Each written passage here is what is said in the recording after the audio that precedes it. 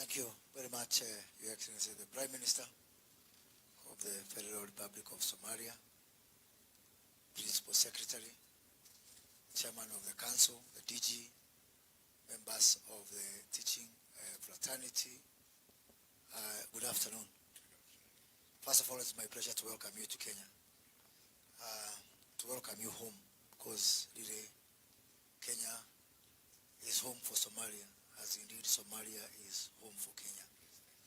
We are very proud as a government for the continuing partnership and collaboration between our two governments, our two peoples, and as can be witnessed today, the institutions from both Kenya and Somalia.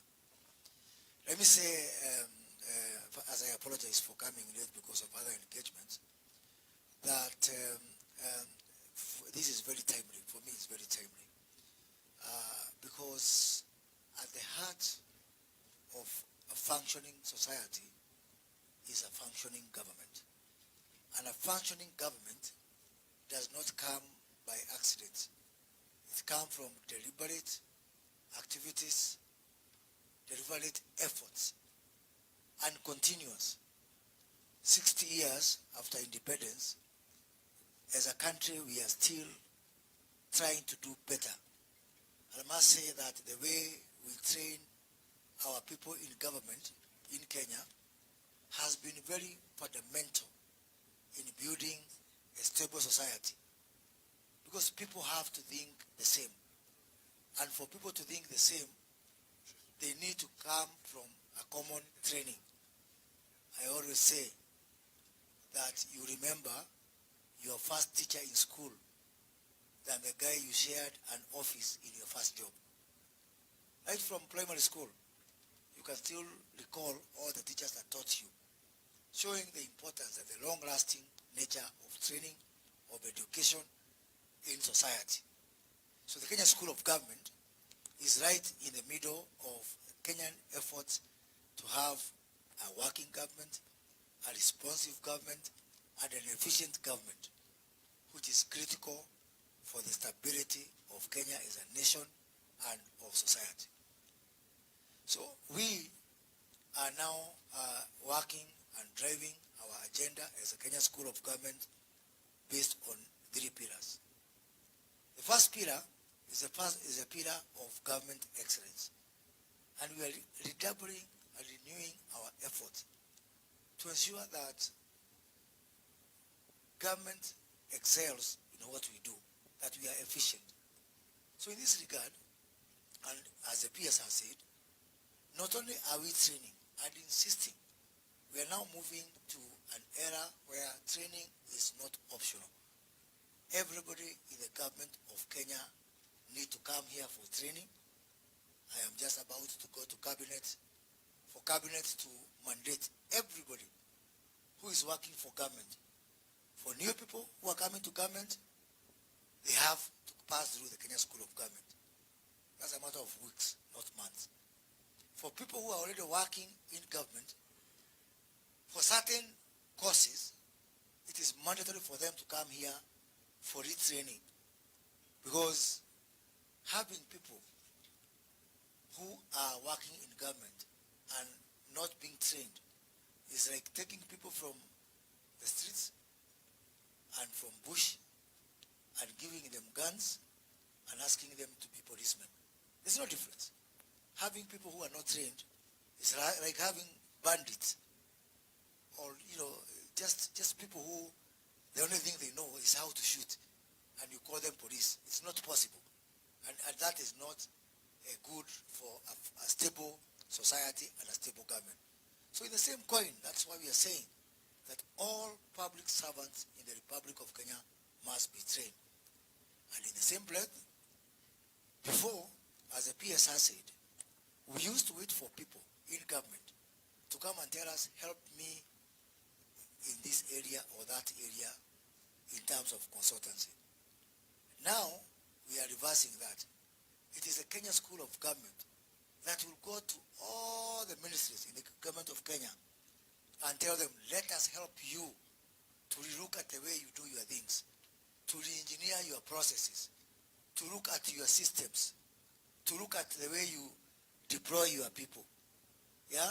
So that now it is not just a pool where we are waiting for them to come to us. We are actually going to them to actually do the engineering of the entire government. We're having huge issues in Kenya because of our wage bill. We have this huge conversation going on that the wage bill is, for every 10 shillings that we collect in taxes in this country, 4.6 shillings goes to paying salaries for these people you see here. And that accounts for around 46% of our wage bill. We are 1 million people who work for government of Kenya. So 1 million people are consuming 46% of our tax collections, or our tax revenues. 53 million people, the other people who are not as fortunate as people who are working in government, they are left to scramble for the other 54%. And because of that, we've seen that is not acceptable. As we move towards the global benchmark of 35% of wage bill to revenue, we find the inevitable need to relook at our government processes, look at the way we deploy our people, look at the way we deploy systems, and that is why the Kenya School of Government is now going to be the consultant of choice for government as we try to re-engineer ourselves. The second pillar is the pillar of Africa. As is witnessed by your presence here today, Your Excellency Prime Minister, we cannot continue just using or reserving Kenya School of Government for our own use as Kenya. That is why we have this huge conversation with the African Union through the AUD NEPAD to make the Kenya School of Government an organ, part of the African Union system. So you're not here by mistake. You're only here as an advanced party. The rest of Africa, once those discussions are completed, will be here. So that we start now to think uniformly as Africans. We cannot have a cohesive Africa that is integrated, that is trading with each other, with our people, people to people, government to government, business to business, and yet we don't have the same thinking from the point of view of the way we train our public servants. And so therefore, we are seeking, even within AU, the support of the Federal Republic of Somalia to really have this school to be adopted by the African Union as an AU institution. We have got other AU organs. We have got African Development Bank. We have got NEPAD. But we don't have a common way of training people who run policy and government in Africa. And Kenya has volunteered the Kenya School of Government to be that institution, because there must be someone who specializes in something. And for Kenya, we have volunteered to pioneer in this and really offer Kenya School of Government to be the Africa School of Government, so that we can be that platform for all of us, all the 54 countries of Africa, to think uniformly in the way we run government.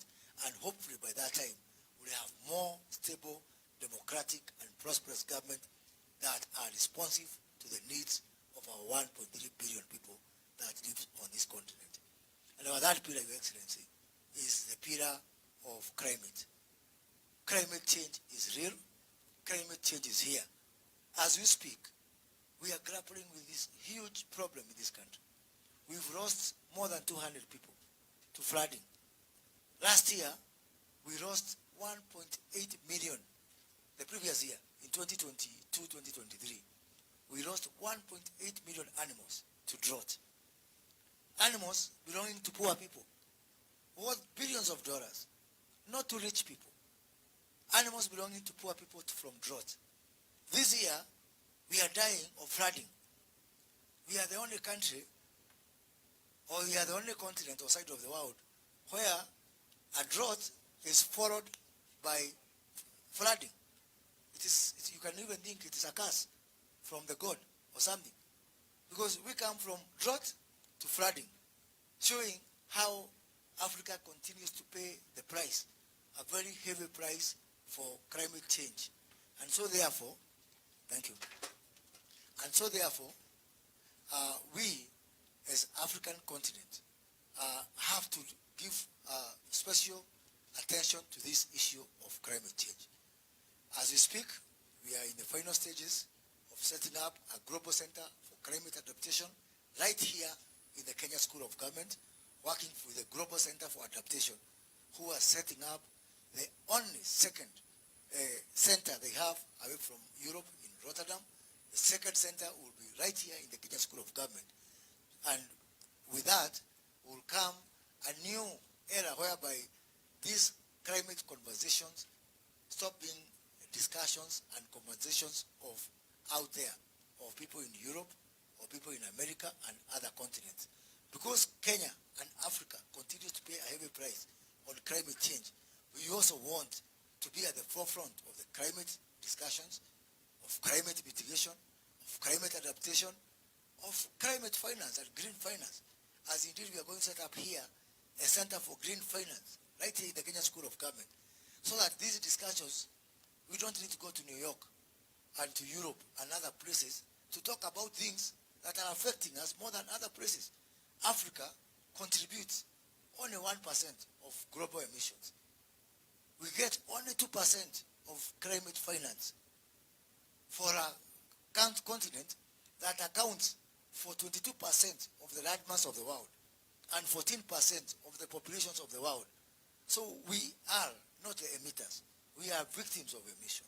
We don't get the money that comes for climate mitigation. Yet, we are paying the highest price. Our people dying, our animals dying, our livelihoods changing. And so therefore, the Kenya School of Government want to be at the forefront of changing this conversation.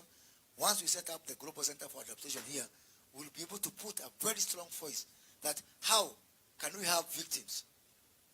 So, as I conclude, let me say that based on all those issues and all those topics and all those pillars, it is the right time for Kenya and Somalia to work together through this collaboration, and you have the full support of the government of Kenya in this endeavor. I thank you.